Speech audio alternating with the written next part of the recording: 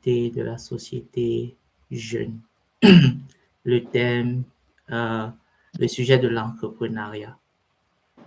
Alors, les précédents panélistes ont parlé de l'entrepreneuriat dans le sens où nous vivons dans un monde assez dynamique, un monde qui se transforme très rapidement, où les systèmes culturels traditionnels de la connaissance sont en train de se moderniser et où toute la vie est en train de devenir numérique. Voilà, par exemple, nous sommes en train de faire une conférence. Nous ne sommes pas au même endroit, mais nous sommes en train de parler de quelque chose et nous pouvons échanger là-dessus. C'est la numérisation du monde dans lequel nous vivons. Et à ce sujet, monsieur Igor de Kins, qui est un entrepreneur, m'a demandé de parler de l'entrepreneuriat jeune et d'essayer d'édifier les panélistes à ce sujet, les conférenciers, tous ceux qui seront à la conférence. Et je me suis beaucoup apaisé sur le mot entreprendre. Alors, pour beaucoup d'entre vous, entreprendre signifie créer une entreprise, mais de manière simple et littérale, entreprendre est constitué de deux mots clés et essentiels pour comprendre ce qu'on appelle entrepreneuriat. Ancrer et prendre. Donc, si vous décortiquez le mot entreprendre, c'est ancrer quelque part dans un environnement, dans un milieu, dans un système et prendre quelque chose. Alors, commençons par le mot ancrer. Dans le système traditionnel, nous allons à l'école parce que nous voulons apprendre des connaissances, nous voulons obtenir des diplômes qui vont nous permettre d'avoir un emploi après avoir étudié. Et c'est le cas pour la plupart des étudiants que vous êtes et de tous ceux qui vont à l'école. Mais nous vivons dans un monde actuel où le diplôme ne garantit plus l'emploi. Ça veut dire que ce n'est plus possible ou ce n'est plus facile de prendre un emploi, d'obtenir une ressource, d'obtenir des finances à travers le diplôme qu'on obtient. Donc, il faut développer d'autres compétences pour prendre ce qu'on aimerait avoir après avoir fait nos études. Et l'entrepreneuriat se positionne comme étant la solution à ce problème de l'employabilité des jeunes diplômés, un problème du chômage qui est devenu international dans la plupart des pays, même les plus avancés, les États-Unis en premier. Il y a un taux de chômage dans la jeunesse qui grandit.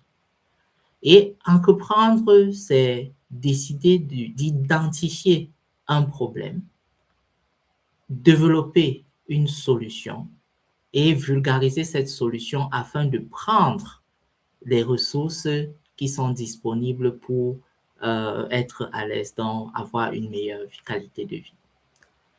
Alors, dans l'entrepreneuriat, nous avons des possibilités en tant que jeunes de s'installer dans un système qui est organisé depuis la modernisation du monde avec le capitalisme qui a structuré l'économie en trois secteurs principaux.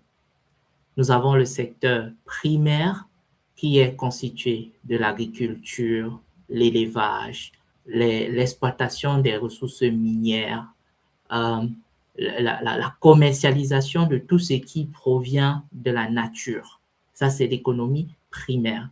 Et vous allez voir que les pays les moins avancés au monde ont la majeure partie de leur économie concentrée sur la vente des ressources naturelles, la vente des produits agricoles et la vente de ces produits à des tierces qui sont des secondaires ou des acheteurs. L'économie secondaire est basée sur la transformation de ces ressources naturelles, de ces produits primaires, à une valeur ajoutée qui peut transformer le produit à un autre produit semi-fini ou un produit fini qui est mis sur le marché. Par exemple, le Cameroun et la Côte d'Ivoire sont les premiers producteurs du cacao, par exemple, en Afrique et dans le monde. Ils produisent 80% du cacao que l'on consomme à travers le monde. Mais le Cameroun et la Côte d'Ivoire ne tirent même pas 10% ou 5% de l'argent qui est généré par la transformation du cacao. Donc voilà par exemple comment la connaissance crée de la valeur à partir d'une ressource qui vient d'ailleurs.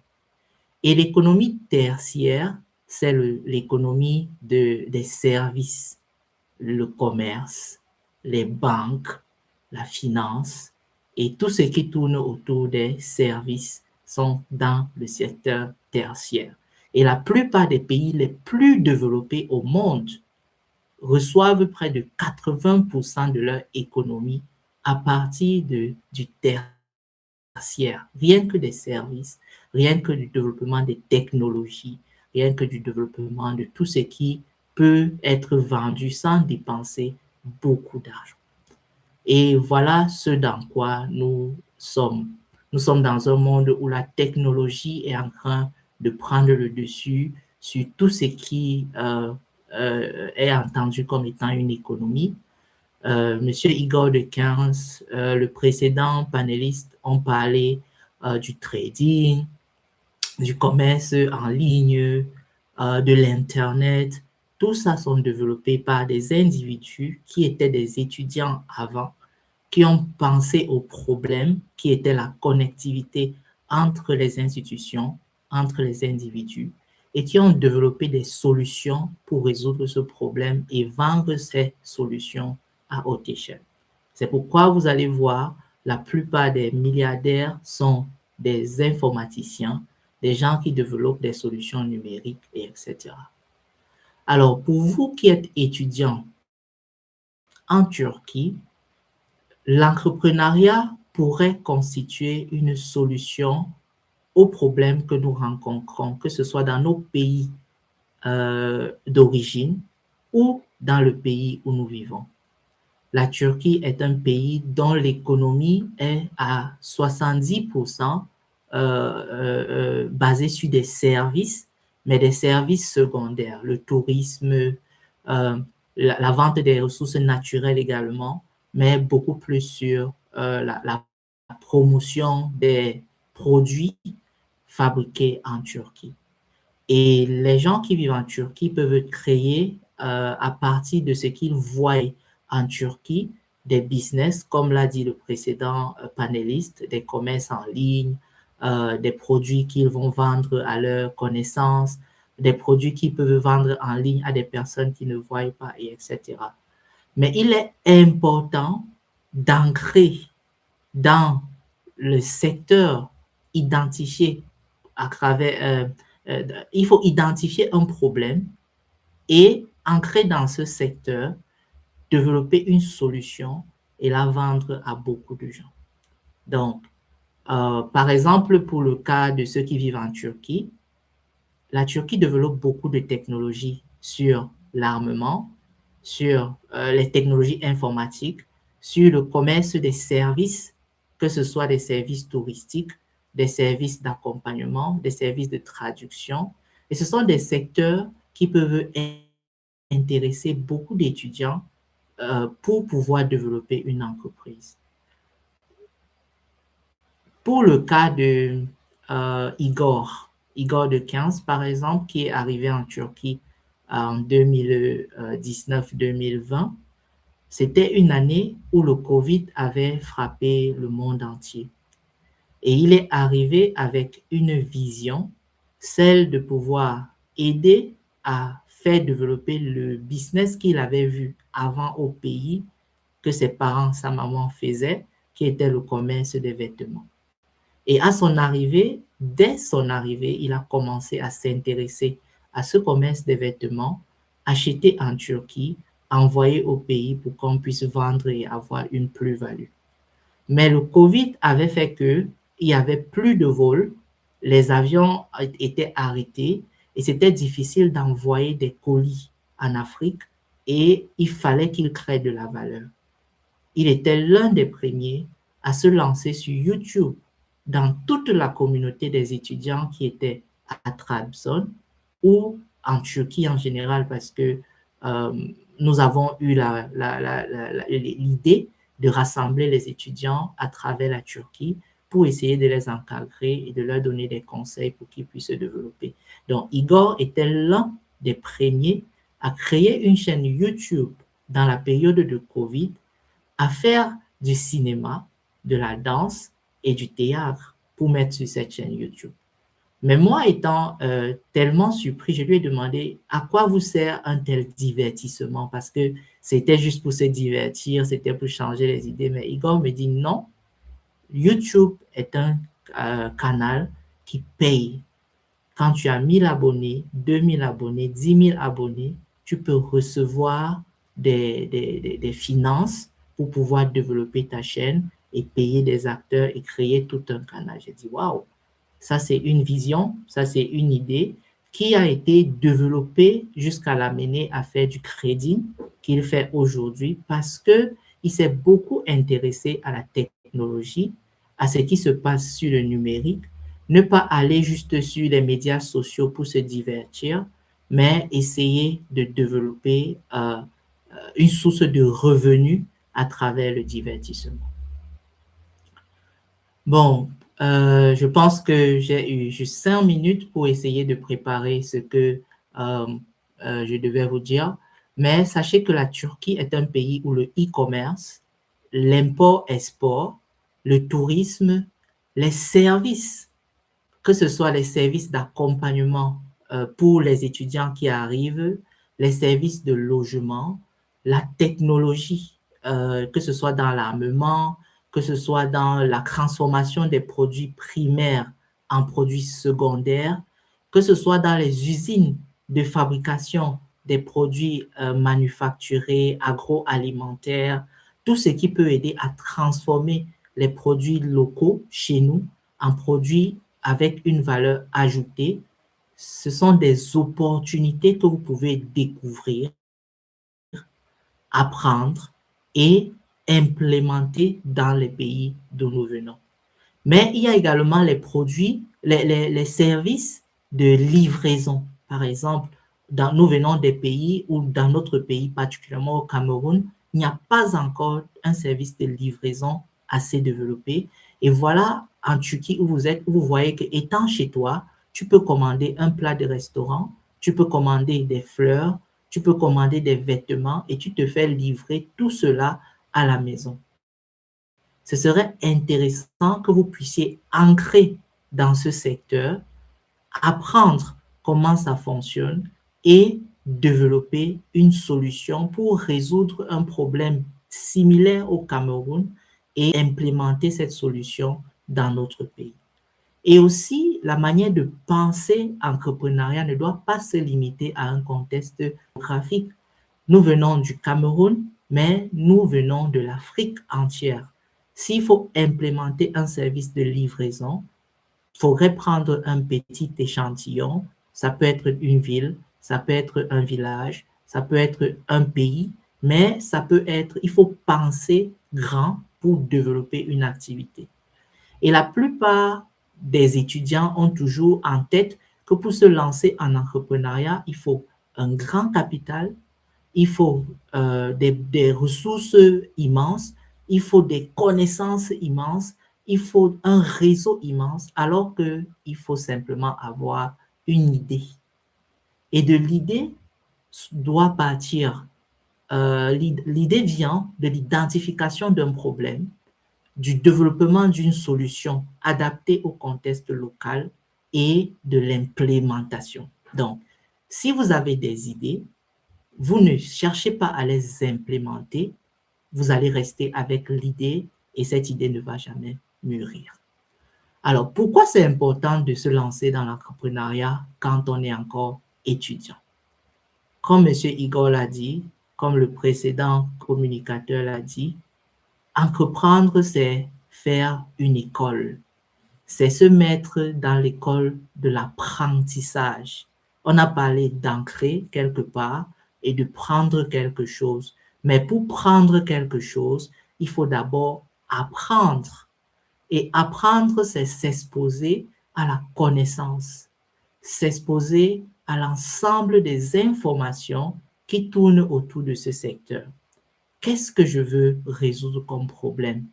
Quels sont les facteurs qui ancrent dans la création de ce problème? Quelles en sont les causes? Quelles en sont les conséquences? Et quelle est la solution que je peux apporter à ce problème précis pour résoudre ce problème de manière durable? L'Internet apporte beaucoup de solutions. Avec un simple téléphone, une simple connexion et avec une compétence acquise à travers un apprentissage, beaucoup d'étudiants peuvent se lancer dans l'entrepreneuriat. Aujourd'hui, par exemple, sur Facebook, TikTok, YouTube, beaucoup de gens gagnent de l'argent au quotidien, que ce soit à travers le partage des vidéos, la revue des vidéos, les commentaires des vidéos, l'augmentation du nombre de vues par page. Au quotidien, il y a des gens qui gagnent des leads et ces leads leur produisent de l'argent. Il y a des gens qui ont utilisé TikTok comme un canal de divertissement, mais pendant que les uns se divertissent, les autres gagnent beaucoup d'argent avec ce divertissement. Monsieur Igor l'a dit dans l'une de ses vidéos ou dans l'une de ses masterclass que les médias sociaux sont le commerce de l'attention. Plus vous êtes concentré à utiliser un média social, plus vous êtes en train de devenir un client pour ces médias sociaux parce qu'ils collectent les données et ces données sont vendues à des entreprises. Il y a des personnes qui créent leur entreprise juste pour pouvoir concentrer l'attention des uns sur une vidéo afin que cette vidéo puisse générer des vues et produire de la publicité et cette publicité leur produit de l'argent. Le commerce en ligne est également une activité très faisable à partir d'un smartphone. Filmer des vêtements, les poster sur une page Facebook, une page Instagram ou avoir un lien, un site web par exemple, qui peut créer de la valeur où des gens à travers le monde peuvent voir et passer des commandes chez vous. Faire du marketing en ligne, lancer un projet à partir de la Turquie, mais pour votre pays. Actuellement, par exemple, le monde est en train de se diversifier et la source principale de l'économie dans le monde entier, c'est l'énergie. Les pays comme la Russie, l'Ukraine se battent pour des terres rares, mais ces terres rares, en fait, sont des terres qui sont productrices d'énergie. La Russie, c'est le premier producteur de gaz au monde. L'Ukraine, c'est un pays gazier à travers lequel transite le gaz russe pour l'Europe. Les pays comme la Corée du Nord, la Corée du Sud ont un problème à cause de ces ressources minières. Mais en Afrique, nous en avons tellement de ressources minières et nous n'avons pas la capacité de les transformer. Pourquoi ne pas s'intéresser à la transformation des ressources minières en ressources énergétiques et lancer un projet, que ce soit à petite échelle, dans son pays, en Afrique? Je parle de ceux qui sont du Congo, du Cameroun, du Gabon. C'est vrai que nous avons le gaz, nous avons le pétrole, mais nous ne savons vraiment pas à quoi ça ressemble et comment le transformer et comment l'utiliser chez nous. Est-ce que vous savez que le Cameroun exporte du gaz brut, du pétrole brut et en rachète du pétrole raffiné? Ça fait que nous vendons à perte et nous rachetons encore en nous endettant pour avoir le pétrole et le gaz qu'on va utiliser dans nos pays. Pourquoi ne pas étudier ces systèmes en Turquie, voir comment la Turquie transforme son gaz localement, distribue son gaz dans les foyers et étudier le système de production, transformation, distribution pour l'implémenter en Afrique. C'est pareil et c'est applicable dans beaucoup de secteurs. Nous avons parlé des énergies. L'Afrique est le continent le plus arrosé par le soleil. La nature est tellement abondante en Afrique. Et le solaire est la source d'énergie qui est verte, qui est durable et qui peut ravitailler des foyers pendant des millénaires sans s'arrêter. Mais en Afrique, on a problème d'approvisionnement en énergie électrique dans tous les pays de l'Afrique. Il n'y a pas un seul pays en Afrique qui est autonome en termes d'approvisionnement en énergie électrique. Et avoir l'opportunité d'étudier en Turquie pourrait ouvrir les yeux, ouvrir les opportunités sur la résolution de ce problème. C'est vrai qu'il est un problème d'abord politique, c'est vrai qu'il est un problème d'abord stratégique, mais la connaissance apporte de la valeur. Si vous avez la connaissance sur comment fabriquer des panneaux solaires, sur comment implanter des panneaux solaires dans le Sahel, le Sahara qui est dit désert, est une source d'énergie potentielle pour ravitailler toute l'Afrique en énergie solaire pendant des millénaires sans jamais s'arrêter.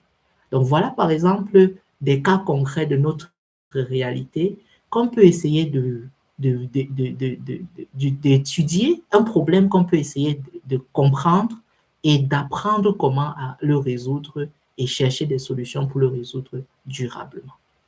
C'est vrai que pour entreprendre, il faut vraiment, vraiment apprendre, mais il faut aussi de la discipline, il faut aussi de la persévérance, parce que pour apprendre, il faut vraiment donner du temps. Et ce temps-là, beaucoup de gens ne l'ont pas. Quand on est étudiant, on va à l'école, on rentre à la maison, on mange, on lit ses cahiers, on dort. Beaucoup de gens ne pensent pas que après l'école, il faut développer des compétences, développer des connaissances qui vont aider à avoir d'autres aptitudes pour être opérationnel sur le marché de l'emploi. Et comme j'ai dit au début de mon propos, l'emploi n'est plus garanti après les études. Beaucoup de gens ont des diplômes et beaucoup de gens cherchent des emplois. Ça fait que la compétition est très élevée. Donc, entreprendre aussi est comme une autre école qui vous permet d'acquérir des compétences différentes de ce que l'école ne peut pas vous enseigner. Quand vous allez à l'école, vous faites un cours sur l'électronique, un cours sur les mathématiques, un cours sur la physique. Le professeur ne peut pas vous apprendre comment endurer un stress d'une perte d'un argent que vous n'avez pas planifié. Le professeur ne peut pas vous apprendre comment résister à un marché, par exemple, que on vous a donné, mais dont vous ne voyez pas l'éthique derrière ce marché ou bien la qualité de l'argent que vous allez gagner. Donc, comme l'a dit le précédent speaker, qui était, je crois, M. Constantin ou Justin, quand vous entreprenez, ne mettez pas dans la tête que le but d'entreprendre, c'est de gagner de l'argent. Vous pouvez entreprendre et vous perdez de l'argent, mais vous allez beaucoup apprendre. Parce que entreprendre aussi signifie apprendre. Et apprendre, c'est pour pouvoir ne plus répéter une erreur qu'on aurait commise avant. Mais il faut d'abord apprendre avant de se lancer. C'est important. Identifier un problème, apporter une solution, mais apprendre comment cette solution pourrait être utile, durable et résoudre un problème de manière définitive. Pour finir mon propos, comme l'a dit M. Igor, Elon Musk est l'exemple qu'on cite partout quand on parle d'entrepreneuriat, de technologie, etc. Mais il n'est pas le seul. Si la Chine a pu faire face à l'hégémonie américaine aujourd'hui, c'est parce qu'ils ont compris que la technologie est la base du développement d'un pays dans le 21e siècle. La Chine aussi, c'est un pays dont l'économie était agricole. La Chine a d'abord développé son agriculture, vendre des produits agricoles et, et essayer de nourrir leur population parce que c'était le pays le plus peuplé au monde. Mais aujourd'hui, c'est l'Inde. Et l'Inde fait pas aussi face aux problèmes de nutrition de leur population, etc. Mais ils ont compris que si on passe le temps à dire qu'on va cultiver, vendre des produits agricoles, nourrir la population, cela ne va jamais suffire pour devenir une superpuissance. Donc, il faut s'investir dans les technologies. Et si on parle de tech aujourd'hui, personne ne peut parler de tech sans inviter la Chine. High-tech sont pilotés par des Chinois et des Indiens qui ont pris la nationalité américaine. Elon Musk, qui est l'exemple qu'on cite, dans son conseil d'administration, a au moins 7 Chinois et Indiens qui travaillent avec lui. Et les pays comme la Chine sont capables de produire de manière leur production agricole, c'est pas pour nourrir seulement les Chinois. La Chine nourrit l'Afrique. La Chine nourrit toute l'Asie. Et la Chine nourrit l'Europe à partir de leur sol et de leur agriculture parce qu'ils ont mis la technologie dans la production agricole. Chez nous en Afrique, on fait face à des problèmes de famine alors qu'on a des terres arables, des terres cultivables qui peuvent produire et nourrir non seulement tout le continent, mais toute, toute la planète Terre. Seulement, on manque de technologie. Étant en Turquie, certains d'entre vous qui font des études de mécanisation ou bien des études de, je ne sais pas, agriculture, peuvent ne pas seulement se concentrer sur comment produire, mais comment apporter de la technologie à la production agricole. Vous allez voir en Turquie, une seule personne peut cultiver un village entier. Or, chez nous, dans un village, c'est tout le monde qui cultive un lopin de terre parce qu'on n'a pas la technologie pour pouvoir le faire. C'est pareil dans l'Asie mineure, mais ils ont vite compris que c'était bien d'y apporter de la technologie. Dans le domaine médical, en Afrique, on a des problèmes de santé. On n'arrive pas à soigner nos personnes. On forme des médecins. Les médecins n'ont pas des centres hospitaliers pour travailler. Ils n'ont pas le matériel médical avec lequel ils vont travailler et ils n'ont pas l'environnement qui va leur permettre de résoudre ces problèmes de santé de manière durable.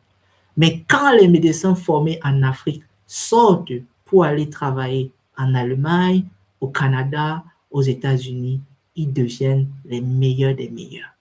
Pourquoi? Parce que l'environnement d'où ils venaient n'ont pas mis en place des conditions infrastructurelles, les conditions politiques, les conditions sociales pour leur développement personnel.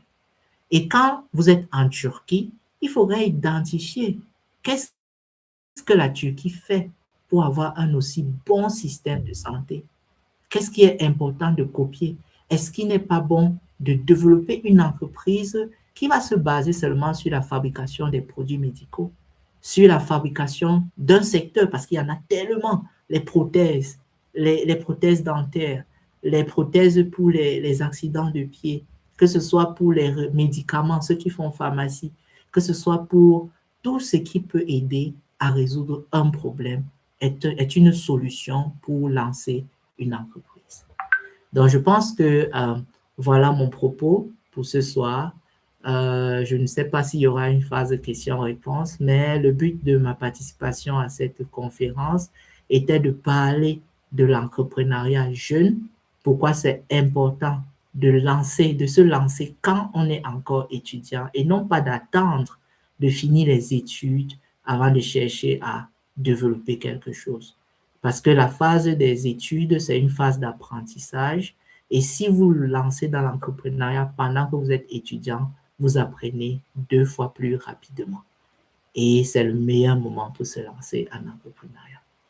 Je n'ai pas parlé de mon cas parce que je préfère qu'on se focalise sur le cas de M. Igor. C'est un exemple parmi votre communauté, la communauté des étudiants, tout comme vous, arrivez en Turquie sans rien et qui développe des entreprises, pas seulement le crédit, mais le commerce en ligne, mais d'autres activités, des services qu'il vend à des personnes à travers le monde. C'est très intéressant de voir ça et c'est encourageant et c'est à encourager. Donc, je l'encourage vraiment à faire grandir sa communauté, que ceux qui le suivent puissent pouvoir bénéficier de ce qu'il connaît, mais développer également davantage. Et une chose est sûre, ne vous lancez pas dans le crédit sans vous former. Parce que comme j'ai dit au départ, il faut d'abord apprendre avant de pouvoir commencer à faire ce qu'il faut faire. Donc voilà ce que je peux dire et je pense que j'ai beaucoup parlé. Je peux parler comme ça pendant 1 heure sans m'arrêter. Ce sont juste des idées qui sont dans la tête, mais s'il faut parler d'entrepreneuriat, je pense qu'il faut beaucoup du temps. Vous avez l'Internet sur YouTube, sur Facebook, sur TikTok. Tout le monde parle d'entrepreneuriat et ce sont des canaux par lesquels vous pouvez apprendre. Sur ce, je vous dis merci, Monsieur Igor. J'espère que j'ai pu répondre à vos attentes. Merci. Merci beaucoup, Dr. Fosso. Vraiment, il n'y a rien à dire. Il n'y a vraiment rien à dire, les amis. Vous vous rendez compte que de nos jours, celui qui n'est pas stratège risque de rater énormément de choses. Étant étudiant, si vous vous lancez déjà dans l'entrepreneuriat, avant même la fin de vos études, vous serez déjà un entrepreneur stratège. Ce qui fait que même si durant vos études, vous avez perdu de l'argent parce que vous avez touché à tout, à la fin de vos études, je suis sûr que vous aurez déjà trouvé votre voie. Moi, par exemple, le fait pour moi d'avoir cette capacité de toucher à tout m'a permis de développer beaucoup de choses. Et c'est le trading et la bourse que j'ai connu en 2020 qui a été le levier. Comme le docteur Fosso le disait, en Afrique, avec le problème de l'électricité au Cameroun, c'est un problème que j'ai identifié. Et actuellement, je suis en train d'essayer, jeune que je suis, d'y mettre mon pied et d'être également un des acteurs. Donc là, c'est ma mission. Donc, parce que le trading, c'est beaucoup plus personnel. L'investissement, c'est beaucoup plus personnel. Mais je dis, dans la vie, il faut aussi un projet qui va aider la communauté. Donc, moi, je ne me suis pas dit que je suis encore jeune, mais je veux en fait être parmi ceux-là qui diront, OK, Igor, en plus qu'il est un trader, en plus qu'il a tel, il a aidé également toute la communauté dans ce sens et dans ce sens. Donc, soyez stratège, très stratège. Quand on vous demande, par exemple, de faire dans le commerce, ce n'est pas pour dire que vous serez commerçant toute votre vie. Quand on vous demande de faire dans l'agriculture, dans le trading, dans toutes ces activités-là, ce n'est pas pour dire que vous allez faire ça toute votre vie. C'est un passage, c'est un parcours. Et c'est la vie, c'est un processus. Quelqu'un vient un jour vous dire que vous allez devenir riche du jour au lendemain, les amis, chassez-le en fait de votre entourage. Ça n'existe pas, c'est impossible. Dans le monde où nous sommes ici, c'est impossible. Si aujourd'hui vous n'avez pas encore commencé, comprenez en fait que le chemin qui vous attend est long. C'est long. Il n'y a pas de choix. Si vous n'êtes pas des héritiers, vous n'êtes pas issus des familles riches et autres là, les amis, sachez que vous allez faire le taf. Personne ne va échapper. Vous allez faire le taf. Donc là, on va prendre toutes les questions qu'il y a.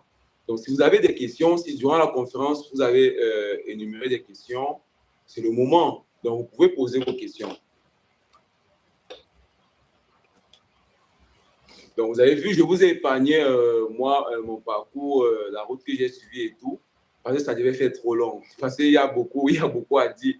Donc, dans les questions, quand même, si vous voulez savoir si c'est un truc et tout, il n'y a pas de souci, vous pouvez les poser, que ce soit chez le docteur Fosso, que ce soit chez Dylan Coder ou chez monsieur Gabriel Zondé.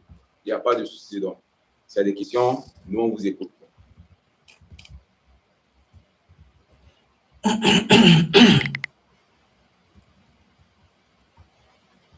Donc, vous pourrez juste lever la main et directement activer le micro et poser la question.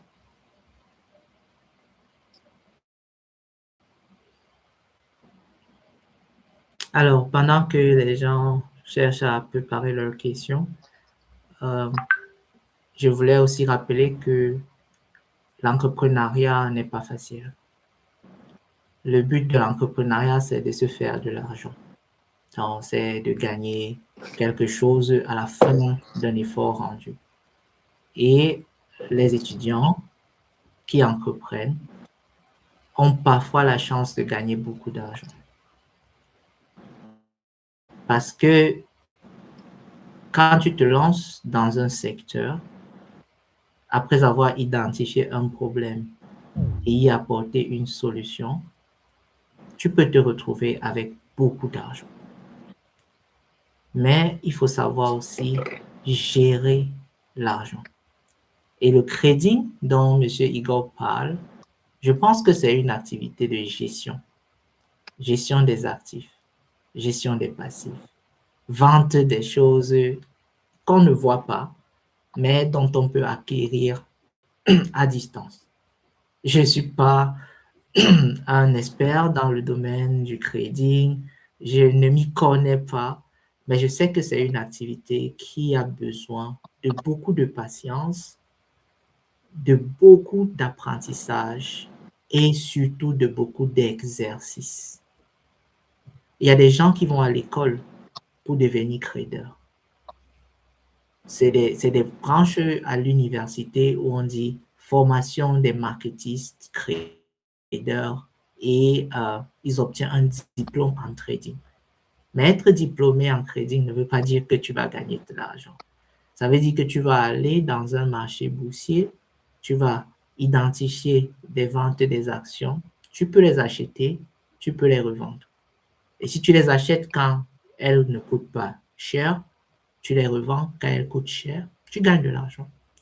Mais si tu les achètes quand elles coûtent cher et tu les revends quand elles ne coûtent pas cher, tu perds de l'argent. Donc, il faut s'exercer pour identifier, pour planifier, pour prédire les tendances du marché. Et je pense que c'est ça qui fait la quintessence du cours et des enseignements que M. Igor met en avant pour pousser les gens à apprendre à faire du crédit et ne pas juste aller dans le marché, acheter des actions, se retrouver à avoir perdu de l'argent. Et aussi, éviter des systèmes de cooptation, des systèmes où on vous dit « donne ton argent, tu dors et après ton argent va travailler ». Ça se multiplie.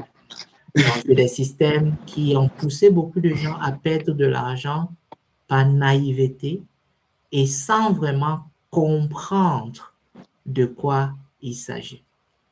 Donc, il faut d'abord apprendre.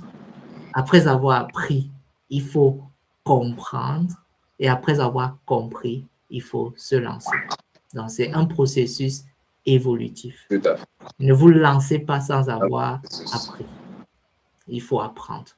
Et j'aime bien cette idée. C'est une étape que les gens aiment sauter. Donc, les gens aiment sauter en fait cette étape-là. Les gens n'aiment pas apprendre. Oui. Donc, parce qu'ils se mettent dans une dissonance cognitive où ils donnent un privilège énorme en fait à ce qui satisfait leurs besoins. Donc, ils ne veulent pas apprendre, mais ils veulent déjà gagner. Dans la phase d'apprentissage. Ils ne veulent pas apprendre, mais ils veulent déjà gagner. Oui. Tout à fait. Peu importe dans le domaine. Peu importe dans le domaine. Si tu refuses d'apprendre, tu vas beaucoup perdre de l'argent, puis revenir, chercher maintenant à apprendre avant de comprendre. Oui. Donc, il y a une question en commentaire. comment faire pour télécharger l'application de la bourse. Donc, il existe énormément d'applications. Maintenant, chaque application a donc sa spécificité. Donc, déjà, te présenter toutes les applications actuellement prendra encore énormément de temps que tous ici n'avons plus. Donc, il n'y a pas de souci, tu pourras me contacter sur WhatsApp et je vais beaucoup plus t'en dire. Donc là, tu pourras avoir le temps. Également, j'ai le temps. On pourra beaucoup plus discuter là-dessus par rapport aux applications à télécharger. Donc, il existe vraiment beaucoup. Également, une deuxième question, y a-t-il un aperçu du cours? Bon, le cours, la conférence n'a pas été enregistrée, mais comme j'ai dit, je suis disponible. Tu pourras me contacter sur WhatsApp. Et s'il faudrait que tu sois dirigé vers un autre modérateur, il n'y a pas de souci, je vais le faire.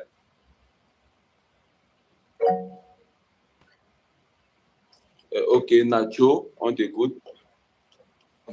Bonsoir à tous. Et Okay, bonsoir. vraiment, merci beaucoup déjà pour vos différentes interventions parce que j'ai pris soin d'écouter depuis et cela, ça m'a réveillé beaucoup de questions que je ne m'étais pas vraiment posées il y a un certain temps. Donc déjà, ces deux questions, et j'aimerais les poser en une parce que, bon, je réside en Turquie et j'aimerais vraiment savoir sur la question qui lui rend une jeune à propos de l'entrepreneuriat. Je ne vais pas cibler une personne particulière, mais ma question, que ce soit Dr Lionel, que ce soit M. Igor, que ce soit peu importe, s'il y a une réponse, je pense que ça pourrait vraiment aider moi comme une autre personne. Donc déjà, du côté entrepreneurial, j'aimerais donc savoir, pour nous qui avons peut-être écouté la conférence aujourd'hui et peut-être nous aimerons nous lancer. Quel est, d'après votre expérience de l'entrepreneuriat, quel a été votre risque le plus énorme et que si aujourd'hui, si là vous deviez nous conseiller d'éviter, ce serait quoi en fait? Ça, c'est la toute première. Et la deuxième, je pense que j'ai eu à noter une seconde.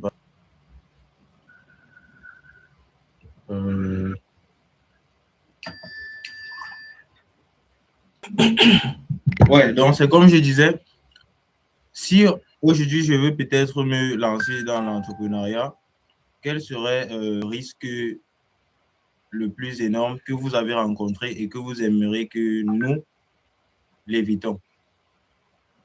Et par où commencer en fait?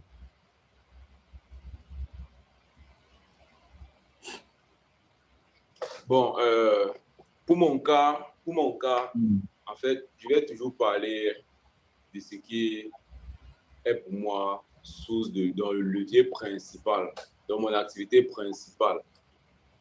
Le conseil que je vais te donner, bon, pour ma part, moi, qui me parle du trading, un ami. Et quand il me parle du trading, il faut aussi du trading.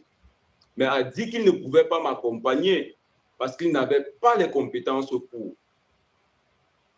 J'ai donc cherché sur les réseaux quelqu'un qui pouvait m'accompagner et je devais payer. Et à ce moment-là, je n'avais pas assez d'argent. C'est presque tout ce que j'avais déjà gagné. J'ai pris tout ce que j'avais déjà gagné. 2499 € pour payer un accompagnement. Après cela, j'ai encore sorti 999 € pour payer un deuxième accompagnement, toujours dans la l'investissement en bourse. Et aujourd'hui, c'est la meilleure décision que j'ai pu prendre pour toute ma vie. Si je m'étais dit que non, c'est cher, je ne veux pas être accompagné, je vais suivre uniquement les vidéos sur YouTube et je vais me lancer de moi-même, je ne suis pas sûr que les connaissances que j'ai aujourd'hui, je devais toujours les avoir. Donc, mon plus grand risque a été de... D'accord, j'ai très bien compris. C'est la deuxième question. Maintenant, si aujourd'hui, si là, après toute votre expérience, qu'est-ce que vous pouvez donc nous... Bon, qu'est-ce que je voulais dire? Pour ceux qui veulent se lancer aujourd'hui dans le... Peu importe le domaine, comment est-ce que vous pouvez donc conseiller? Par quoi est-ce que... Quelle est la recommandation, en fait, que vous pouvez donner, vous, après votre expérience et tout, euh, je vais dire ça comment? Ouais, je te comprends bien. En fait, de nos jours, Formuler ça. ouais, je t'ai compris. Donc, de nos jours, beaucoup d'individus sont sujets de l'ego. L'ego, en fait, c'est comme un poison pour la plupart des jeunes de nos jours. C'est difficile pour un jeune d'aborder une autre personne et lui dire, voilà mon problème, ce dans quoi tu fais là. Effectivement, moi également, j'aimerais le faire. J'aimerais que tu m'apprennes. J'aimerais que tu me prennes avec toi et que nous grandissons ensemble. Soit tu me montres les bases et par la suite, tu pourrais me débrouiller de moi-même. Par exemple, le commerce et tout. Vous connaissez beaucoup de gens qui font le commerce en Turquie. La meilleure des choses, c'est d'aller d'abord de quelqu'un qui fait du commerce. Aller dans cet entourage-là. Déjà, chercher à comprendre ce qu'ils font réellement. Poser des questions. Ça te prendra beaucoup de temps. Ça pourra même également te coûter. Mais c'est le chemin qui va te falloir pour bien comprendre l'activité. Et c'est une fois que tu comprends l'activité et qu'effectivement cette activité va avec tes convictions, que là maintenant, tu pourras beaucoup plus pousser en fait dans ce sens-là. Donc, essayer de comprendre beaucoup plus, avoir beaucoup plus d'accompagnement, pas seulement d'une seule personne, de plusieurs personnes. Puis, une fois que tu pourras être indépendant, là maintenant, tu pourras carrément décider, est-ce que je développe beaucoup plus cette activité? Est-ce que j'augmente d'échelle? Ou est-ce que je me contente de ce que me rémunère l'activité afin de développer en fait d'autres choses, soit tes objectifs principaux que tu avais en fait en conviction depuis que, parce que tout le monde naît avec une idée principale. Quand tu grandis et tout, par exemple, moi je peux dire, OK, dans la vie, mon objectif principal peut être d'apporter de l'électricité au Cameroun. Puis je n'ai pas les moyens pour, je n'ai pas le réseau pour, mais je passe par d'autres compétences, par d'autres activités pour enfin atteindre mon but final. Donc, le commerce peut t'aider dans ce sens-là, où d'abord, tu vas vers les gens qui connaissent, ces gens qui font l'activité, tu apprends, une fois que tu connais, soit tu restes, tu développes, soit tu continues, et puis par la suite, tu reviens maintenant dans ton objectif principal. Là, c'est un peu le questionnement que j'avais apporté. Donc, Monsieur Igor, est-ce que je peux dire quelque chose par rapport à la question de Monsieur Nacho, Laurent Nacho? Ok. Alors, il a posé la question de savoir quelles sont les difficultés ou les pièges à éviter quand on veut se lancer dans l'entrepreneuriat. Et tu as très bien répondu en disant qu'il faut développer son idée, ne pas la garder pour soi-même et surtout la partager avec son entourage, créer une communauté, un réseau pour essayer de voir si l'idée que tu as peut résoudre le problème. Donc, nous vivons dans une société dans laquelle tout le monde qui naît a une idée. C'est pas, personne ne peut avoir une idée de génie pour résoudre un problème auquel tout le monde fait face. Mais l'idée que tu peux avoir sur un problème, pour résoudre un problème, peut être une bonne idée, si tu la développes avec tes amis, avec tes collaborateurs. C'est vrai que de nos jours, c'est très difficile de bâtir un réseau, de bâtir une communauté, parce que les personnes avec lesquelles on échange peuvent ne pas être sincères, peuvent prendre ton idée et en faire la leur, peuvent voler ton idée et développer plus que ce que tu ne penses. On va prendre le cas de Facebook. Beaucoup de gens disent que ce n'est pas Mark Zuckerberg qui a développé Facebook. Il a pris l'idée de ses camarades avec lesquels il travaillait et il l'a développé jusqu'à ce devenir ce que c'est aujourd'hui. Les gens disent que ce n'est pas Elon Musk, par exemple, qui est derrière SpaceX, qui l'a fait travailler des étudiants et il a pris leur projet pour lancer les fusées dans l'espace. Donc, en fait, quand il y a un problème qu'on a identifié, je vais parler concrètement. Nous venons du Cameroun. Peut-être tu as une maman qui fait le commerce au marché, tous les jours elle sort, elle passe s'installer, elle vend, elle rentre à la maison.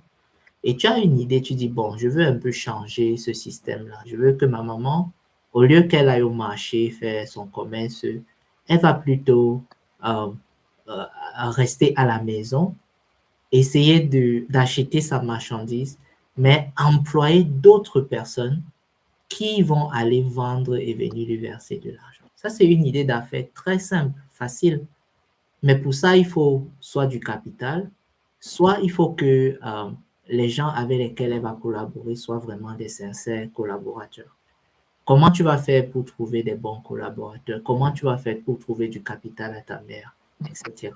Il faut bien que tu parles de ton idée avec elle, que tu parles de ton idée avec tes amis, que ceux-ci voient si ton idée est faisable et s'ils voient s'ils peuvent t'accompagner pour que tu puisses développer et implémenter cette idée. Cela entre dans la phase de la communication, du partage de ces idées avec les autres et l'implémentation se suit.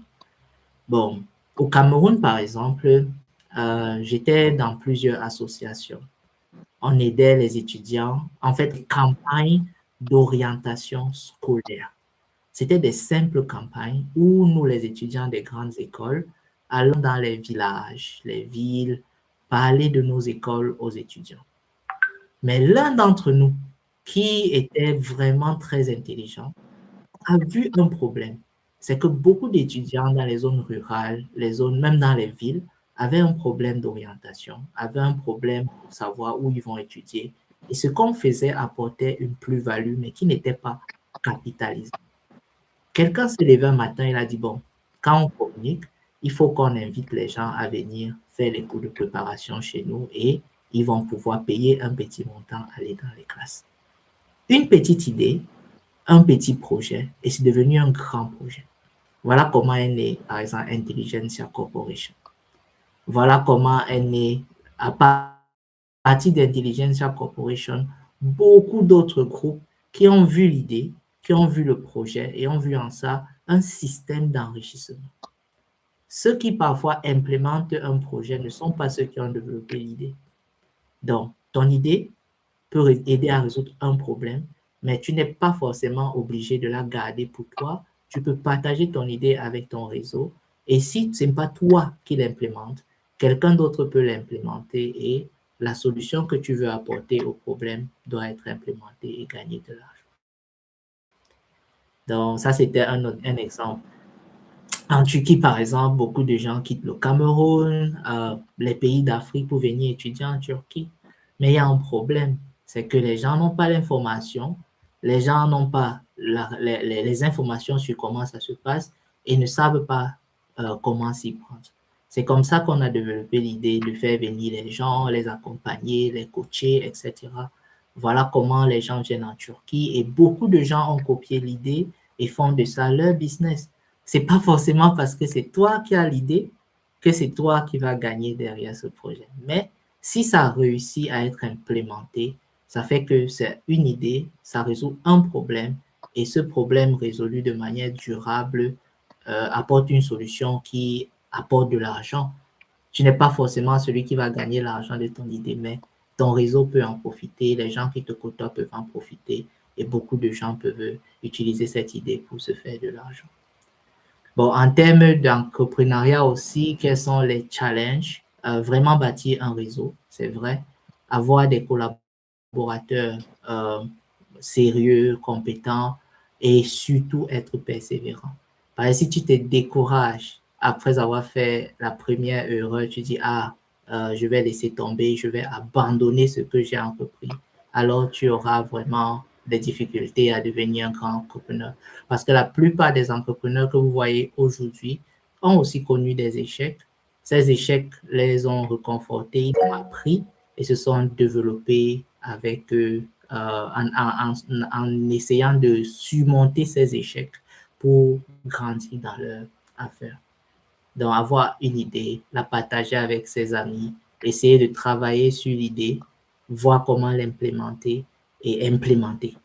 Donc, voilà comment le processus de l'entrepreneuriat se passe. Ça, c'était ma réponse. Super.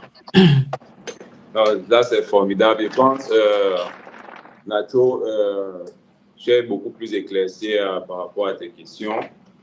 On va prendre Donald. Il y a une main, Donald. Allô? On t'écoute.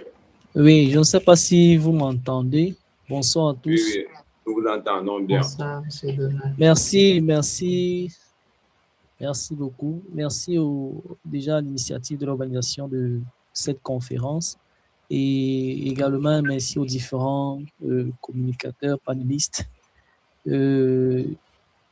Ma question, justement, ça allait à la suite du docteur Foussou Lionel qui parlait de lui. Et ici en Turquie, pour les étudiants,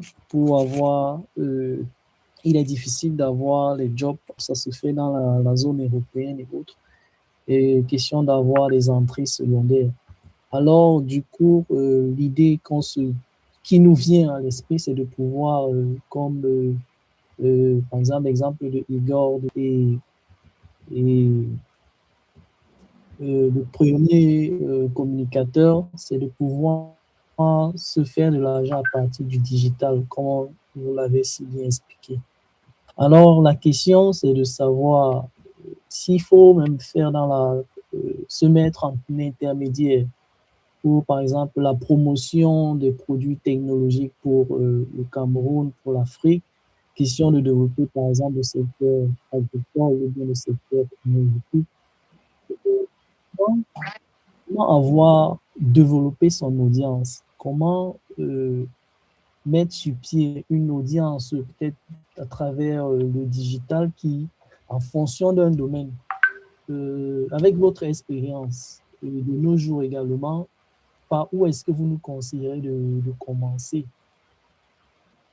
Merci. Bon, je peux apporter ma touche et puis par la suite, Dr Foussou également, je pense aussi a dit. Bon, moi, je vais également, bon, Gabriel Zonde va, je pense c'est mieux. Je préfère laisser la parole à Gabriel Zonde. Donc, je lui donne quand même 2 mots, puis je laisse la parole à Gabriel Zonde, à M. Gabriel Zonde. Moi, personnellement, quand je suis arrivé en Turquie, le premier jour que j'arrive, directement, je pars au marché et les 500 € qu'on m'avait donné, toute la totalité, j'achète des chaussures et je les renvoie en Afrique. Quand j'achetais, je n'étais pas sûr de revendre des chaussures. J'ai juste trouvé en fait, en rapport qualité-prix, qu'il y avait une plus-value à faire. Donc, si les chaussures finalement arrivaient au Cameroun, je pouvais les revendre et faire une plus-value. Là, c'est ce que j'avais. J'ai donc embrassé le risque et ça a marché, et ça a payé.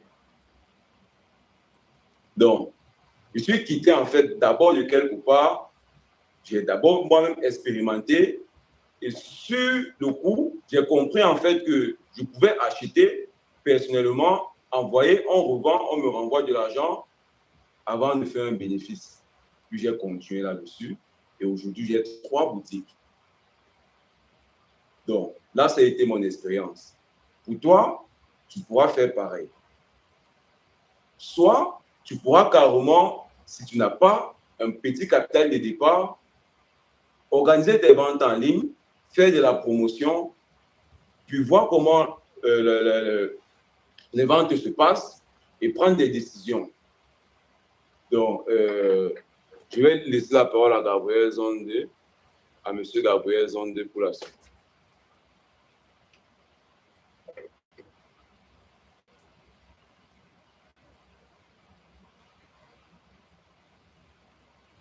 Monsieur Gabriel, vous avez la parole.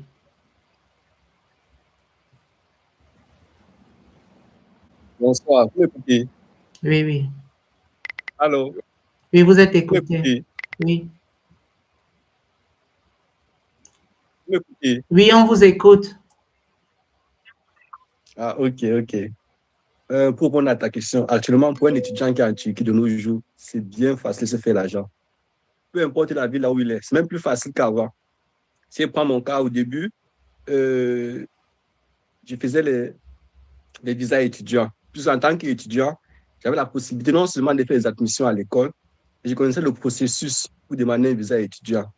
J'ai fait voyager près de 30 à 50 personnes. Donc, ce qui m'a permis d'avoir l'argent aussi dès le départ. Et bien après cela, je suis entré dans le commerce en ligne. Et de nos jours, le commerce en ligne, c'est la chose la plus facile. Quelqu'un qui est en Turquie. Parce que non seulement il connaît le système, il connaît la langue, il a juste besoin de venir peut-être à Istanbul, maîtriser les différents magasins, prendre les contacts, prendre les télégrammes, faire des vidéos, poster sur les différents réseaux sociaux, que ce soit Facebook, que ce soit Instagram et TikTok. Et de nos jours, avec Facebook, vous pouvez payer la publicité. Comme vous dites quoi? Si vous ouvrez votre page aujourd'hui, vous pouvez payer la publicité aujourd'hui et dès demain, on vous écrit. Vous vous demandez les articles, c'est combien, c'est comment.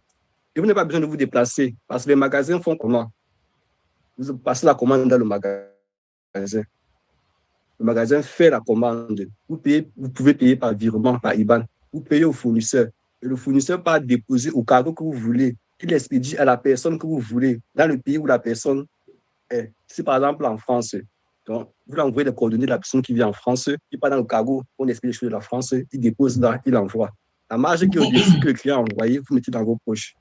Donc, comme cela, il y en a plusieurs exemples qu'on peut citer. Du moment où vous êtes étudiant en Turquie, c'est bien facile. C'est bien facile. Et où que vous soyez. Bon, pour moi, c'est un peu ça que je voulais dire. D'accord, super. Merci beaucoup. Ok, merci pour les solutions.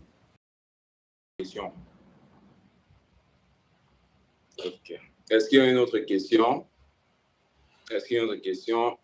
Monsieur Igor, pour essayer de rajouter par rapport à ce que Monsieur Gabriel Zondé a dit, le challenge que les étudiants qui sont en Turquie ont, c'est de trouver le premier client. Parce que c'est la satisfaction du client qui contribue à faire la publicité. Vous n'êtes pas obligé de faire la même chose que M. Igor a fait, c'est-à-dire sacrifier toutes ses économies pour acheter les chaussures envoyées au pays. Vous pouvez acheter et vous n'avez pas de clients. Et ça fait que votre argent est parti dans l'eau. Donc, il faut s'appuyer sur la minimisation du risque. Essayez d'identifier un secteur, comme M. Gabriel a dit, les services. Pour rendre un service et vendre un service à quelqu'un, vous n'avez pas forcément besoin d'un capital. L'accompagnement des étudiants, les traductions pour les touristes qui viennent en Turquie, les services de location ou l'accompagnement dans le service des locations, parce qu'en Turquie, il y a tellement de services de location et vous pouvez être un intermédiaire. Et surtout faire du dropshipping. Le dropshipping, c'est ce que M. Igor a expliqué dans une de ses vidéos, ou bien c'est de chercher des clients à travers des photos, les convaincre, ils vous envoient l'argent, vous achetez, vous leur envoyez et ils sont satisfaits. Et ils pourront parler de vous à d'autres personnes parce que vous développez un crédit, vous bâtissez une confiance et cette confiance a de la valeur. Si M. Gabriel Zondé, en faisant voyager les étudiants, faisait et ça ne marchait pas, aurait-il pu faire voyager 30 ou 50 étudiants? Donc, c'est la satisfaction des clients qui développe ton marché et ça fait que tu puisses créer de la valeur à travers ce marché. Donc, il est important d'investir sur comment trouver les clients. Et c'est le client qui fait le marché. Donc, voilà ce que je peux te dire. Si c'est pour faire une activité, il faut penser à qui va payer pour ce que je vais leur vendre et comment faire pour convaincre les gens et les amener à payer pour ce service. Et on revient à ce qu'on a dit au départ, identifier un problème. C'est pas forcément dans les études, c'est pas forcément dans le vrai commerce qu'il faut acheter et vendre. Ça peut être ailleurs. Vous pouvez vous baser sur votre technicité, ce que vous avez appris au pays, les gens qui vous connaissent dans ce domaine. Est-ce que au pays, j'étais juste étudiant ou bien j'arrangeais peut-être des trucs avec des gens? Est-ce que je connais des gens qui ont besoin de quelque chose en particulier? Je veux prendre mon cas, mais c'est peut-être le cas de Donald, c'est le cas de Donald aussi. On a fait une école où on parlait d'agriculture, d'élevage et des forêts. Et on a côtoyé des gens qui ont des problèmes. Ceux qui font l'agriculture n'utilisent pas des techniques qui peuvent leur permettre de mieux faire leur agriculture. Et on peut rester en Turquie, on contacte ces personnes qu'on a côtoyées au pays, on leur propose des solutions à partir de la Turquie sans avoir à investir de son argent. Pour le cas de Igor, c'est parce qu'il était commerçant au pays. Peut-être il ne vous a pas dit ça, mais il vendait avec la maman. Et ça fait que quand il achète les chaussures ou les vêtements, il sait quand même que même s'il n'y a pas le client, il y a quand même des gens qui peuvent connaître que ça vient de la Turquie et c'est Igor qui a envoyé. Donc, il y a déjà des potentiels clients. C'est le cas peut-être de Gabriel Zondé. Quand il venait en Turquie, il avait déjà un petit réseau qu'il avait bâti et ces personnes qui le connaissaient lui ont fait confiance et il a pu vendre ce produit. C'était mon cas, par exemple, quand je suis arrivé en Turquie, j'ai fait venir des gens gratuitement en Turquie et ça créait du réseau, ça créait de la valeur et cette valeur, ce service a été vendu. Donc, voilà comment tu peux également te lancer, commencer à développer un service, le commercialiser et passer à commencer à gagner de l'argent. Donc, quand on commence, on pense grand, mais on commence petit. Il ne faut pas commencer grand en achetant, en ouvrant une boutique, par exemple. Tu ne peux pas ouvrir une boutique au pays si tu n'as pas de clients qui vont acheter, par exemple. Il faut commencer petit avec le dropshipping, les photos, trouver des clients, la commercialisation et puis se développer au fur et à mesure. Et le contexte de la Turquie, particulièrement actuellement, est très difficile avec l'inflation, le coût de la vie qui devient cher, les étudiants qui n'arrivent pas à joindre les deux bouts. Il faut réfléchir sur des solutions. Comment gagner de l'argent en étant étudiant? Ne pas se focaliser sur ce qu'on a, qui nous revient des parents ou bien des bourses, il y a des boursiers, mais comment faire pour gagner à partir de ce que j'ai eu à faire au pays, à partir de ceux que je connais qui sont des connaissances, mais qui peuvent constituer un réseau, à partir même de nos parents, parce que les parents font une activité ou ont eu à faire une activité qui peut être transformée avec nos connaissances.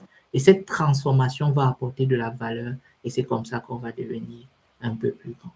Je connais par exemple un étudiant, un ancien étudiant qui est arrivé en Turquie. Son père faisait l'agriculture comme la plupart des parents de beaucoup d'entre vous, mais avait des problèmes avec ses champs. La sécheresse, par exemple, touchait les champs. Au pays, on parle d'irrigation, mais on n'a pas vraiment les moteurs, les pompes, les moteurs pompes, les pompes à moteur.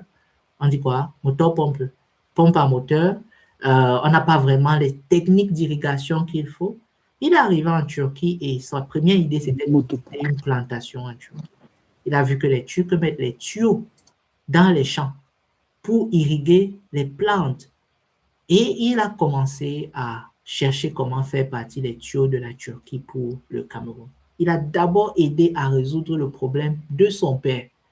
Et son père a commencé à avoir un champ bien arrosé, bien irrigué à partir des tuyaux. Et c'est comme ça que les gens qui connaissaient son père en a parlé à la réunion, à ses amis, et ils ont commencé à commander les tuyaux de la Turquie à travers lui. Et c'est comme ça qu'il a commencé à développer son activité. Jusqu'à aujourd'hui, il est un importateur de tuyaux de la Turquie vers le Cameroun. Il y a tellement d'exemples. Donc, identifier un petit problème, essayer d'apporter une petite solution et ça va se développer au fur et à mesure. Bon, ça, c'était juste une contribution par rapport à ce qui a été dit précédemment. Il y a tellement de possibilités et d'exemples à prendre, mais je vais m'arrêter là pour l'instant. D'accord. Merci beaucoup pour votre intervention, Dr. Fosso. Donc, vous vous rendez compte qu'il y a vraiment eu une plus-value durant toute cette conférence. Vous avez appris beaucoup de choses, là, j'en suis sûr. Là, je pense qu'on va conclure la conférence, vu qu'il n'y a plus de mains levées. Nous avons fait 2h30. La conférence, en fait, à la base, était prévue pour 1 heure. Vous voyez, quand c'est bien, on ne peut pas s'arrêter. Quand c'est bien, on ne peut pas s'arrêter. Donc, Monsieur Gabriel Zondé a parlé du commerce, Dylan Kodé a parlé de la technologie, également Dr. Fosso vous a beaucoup édifié sur l'entrepreneuriat jeune. En fait, maintenant, c'est à vous de voir avec les réalités que vous traversez et aussi les opportunités qu'il y avait hier ne sont pas toujours les mêmes aujourd'hui. De nos jours, avec l'inflation, moi, par exemple, dans le commerce, les vêtements qui coûtaient, par exemple, très moins cher, de nos jours sont très chers. Ce qui fait que la marge n'est plus pareille. Donc, vous pouvez vous lancer dans le commerce aujourd'hui et ça ne donne pas. Vous vous rendez compte que tous vos clients vous disent que c'est cher, c'est cher, c'est cher. Ce qui arrive aujourd'hui. Donc, ayant en fait cet instant-là de comprendre le besoin. Parce que s'il y a un problème, vous pouvez apporter la solution. Donc, essayez de comprendre c'est quoi le problème et vous cherchez la solution. Si vous vous battez à chercher la solution, vous allez finir par la trouver, toujours. Moi, à Trabzon, il n'y avait pas de travail. Les gens ne travaillaient pas. On me disait, il faut attendre les vacances. Je dis, mais j'attends les vacances. Et qui va payer mon loyer? Il dit, non. Il dit, il peut trouver, il peut alors faire quoi? Il y a quelle solution là? YouTube. Et danser partout parce que je voulais monétiser ma page. Mais en fait, il y a eu un mur en face de moi. Le nombre d'heures de visionnage. Parce qu'il fallait 4000 heures de visionnage. Et après 15 vidéos, donc j'ai été réaliste.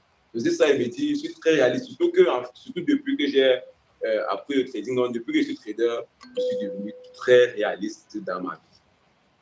Très réaliste. Et c'est meilleur jusqu'aujourd'hui. Donc, quand j'entre dans une affaire et je comprends déjà que, en fait, je ne vais pas arriver jusqu'au bout, je ne commence pas. Je ne commence pas. Mais si je sais que je peux arriver jusqu'au bout, une fois que je me lance, je n'abandonne plus.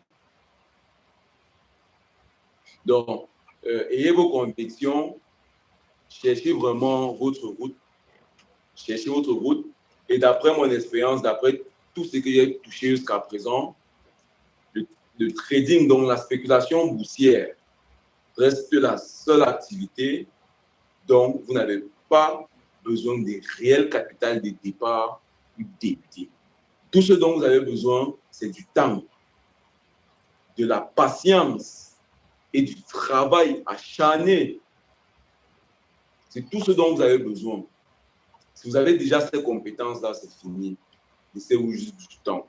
Laissez-vous juste du temps. Est-ce que c'est vous permettre maintenant d'entrer dans les business dont vous avez toujours rêvé? Parce que vous aurez l'argent pour. Vous aurez les moyens pour. Donc, les amis, on va s'arrêter là. J'ai vu là en commentaire, j'ai besoin d'accompagnement technique sur le trading. Également, combien coûte ton accompagnement et tout. Donc, vous pourrez me laisser un message là sur WhatsApp et je vais vous appeler. On va également discuter 5 à 10 minutes pour déjà que je voie en fait votre profil. Est-ce que vous pourrez vraiment être un trader? Parce que le trading a cette demande. Donc, on va faire un appel 5 à 10 minutes. Et si effectivement c'est le cas, on pourra programmer comment vous faire rejoindre l'accompagnement et tout.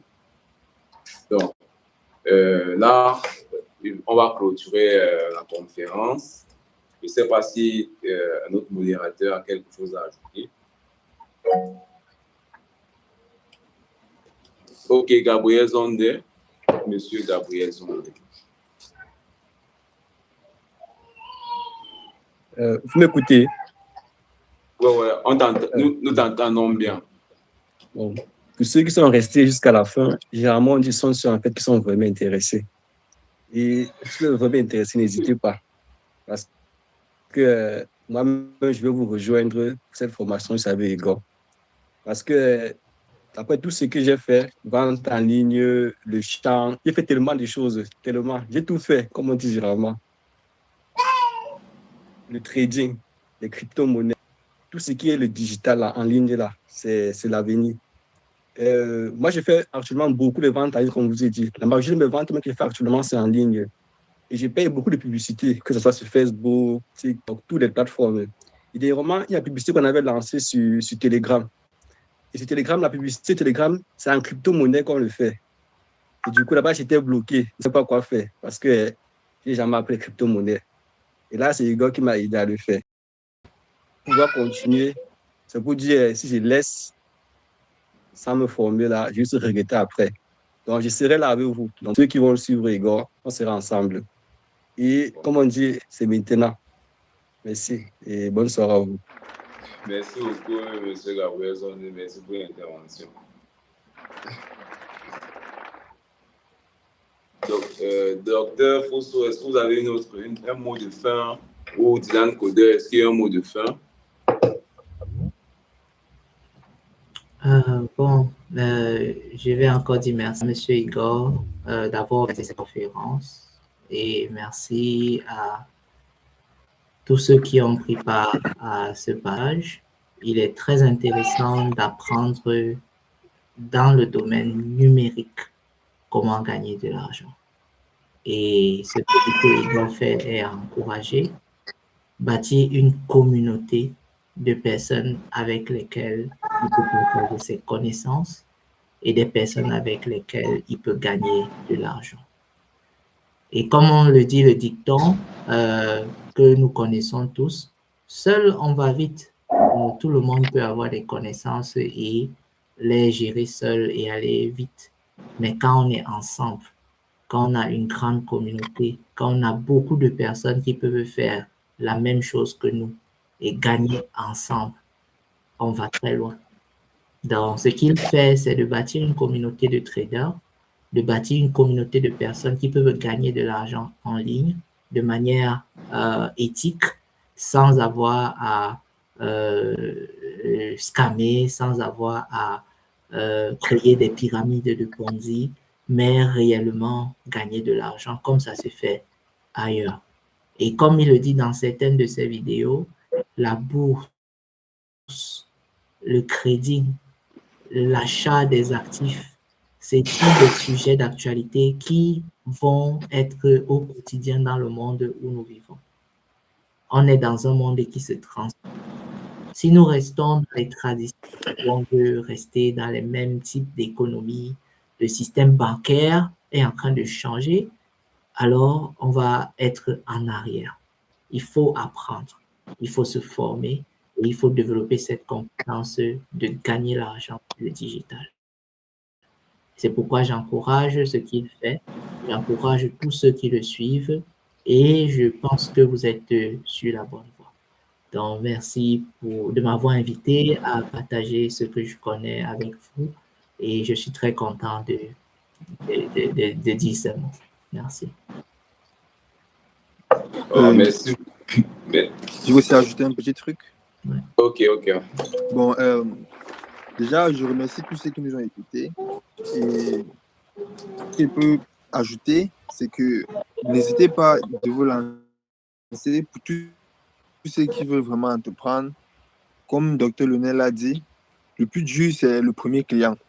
Une fois que vous avez votre premier client, la satisfaction, ça vous motive premièrement et vous sentez comme une force, comme si vous êtes à 1000% de vos capacités parce que vous avez eu votre premier client. Donc, n'hésitez pas de suivre vraiment ceux qui vous proposent des accompagnements comme M. Igor, parce que lui, il est vraiment dans son domaine. Et ceux qui veulent se lancer, peu importe, que ce soit dans le e-commerce, que ce soit dans le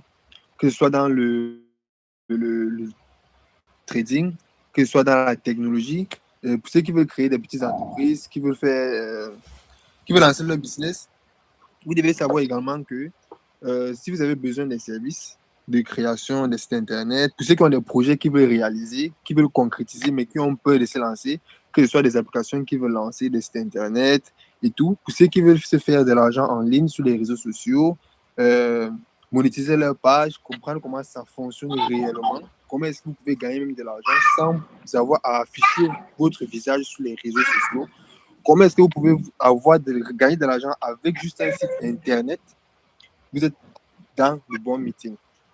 Donc, vous avez juste à contacter M. Igor et il va juste vous rediriger vers la personne appropriée. Bon, c'est tout ce que j'avais à dire. Merci. Vraiment, je n'aurais jamais rêvé plus d'avoir des modérateurs de telle envergure. Donc, vraiment, merci beaucoup, Dr. Fosso. Merci beaucoup, Dylan Poder. Merci beaucoup, M. Gabriel Zonde. C'est un grand plaisir. Merci également pour vous tous qui avez été là jusqu'à présent. Vraiment, il n'y a pas de mots, les mots me manquent. Et vous avez vu au début, nous étions une cinquantaine et au fur et à mesure, les gens continuent. Et c'est ça maintenant, en fait, la particularité de la vie. Ça qui fait la différence d'âge. Tout le monde n'aura jamais, en fait, ce qu'il veut. Parce qu'il ne sait même pas ce qu'il veut. Donc, les amis, on va s'arrêter là. Vous passez une très bonne soirée. Et bon début de semaine à vous. Nous sommes déjà lundi. Ciao.